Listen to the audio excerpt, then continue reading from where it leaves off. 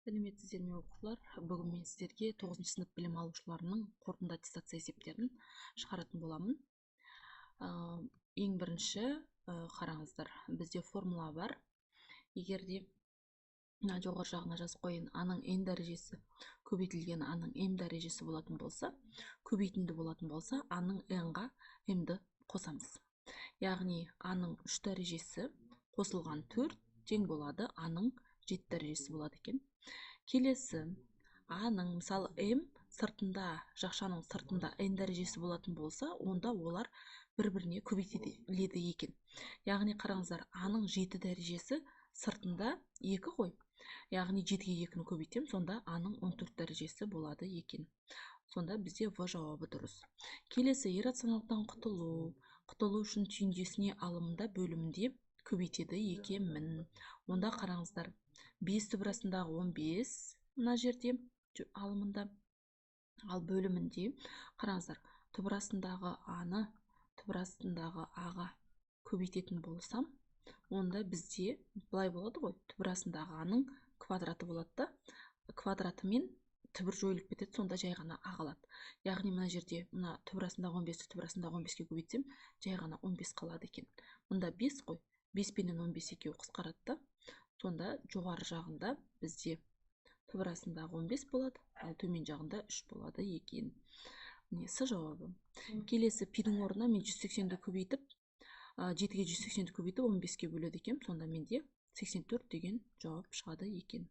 Келесі 32а куб дегеніміз, біз 32 дегеніміз 16 көбейтілген 2. Яғни 16а квадрат, менде оны 2аға көбейтемін. Енді қараңыздар, мына жерде 16а квадрат түбірден шығады, 4а болады, ал 2а түбірден шықпай түбірдің ішінде қалады. Сонда 4а, міне, В жауабы дұрыс екен. Келесі менде санды стандарт түрге келтір деген кезде, оң жаққа 4 бірлікке жылжытам, 3,2, оң жаққа жылжытқан себепті -4 болады, сонда А жауабы болады екен. Келесі санды стандарт түрдегі бір мүшеге табыңыз дейді ғой. Мынандай жағдайда стандарт түр дегеніміз жинақтау деген мағынаны береді. Мына жерде барлығы шашылып тұр, x пен x, y пен y сандар, тек жинақталып, міне 15x y деп тұр.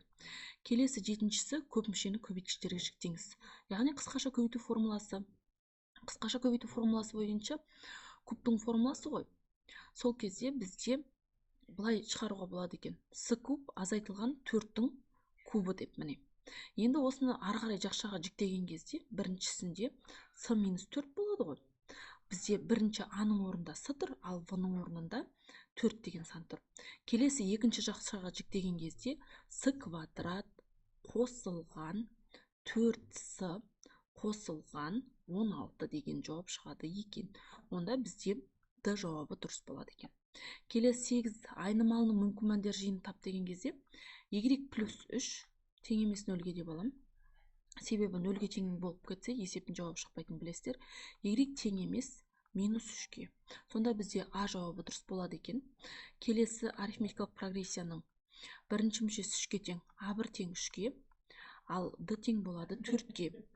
Сонда АН тең болады А1 қосылған n-1 көбейтілген Д деген жауап шығады екен. Сонда бізде қараңыздар, АН дегеніміз менде А15 қой. А15 деп жазамын. Келесі тең болады А1 3-ке тең. Келесі қосамын 4-ті көбейтемін 14-ке. Сонда 4-тен 4-ке көбейтем 56, 56-ға 3-ті көбейтсем 59 деген жауап шығады екен. В жауабы екен. Келесі бұл жерде ықтималдылығын тап дейді. П тең болады М бөлінген N деген формула бар. Яғни N дегеніміз барлық шарлар. 6-ға оған 5-ті және 4-ті қосам. Сонда менде 15 деген жауап шығады екен. Келесі керектісі 6. Мына екеуін қысқартып жіберем. Сонда мында 5, мында 2 болады екен. Міне біздің жауабымыз шықты.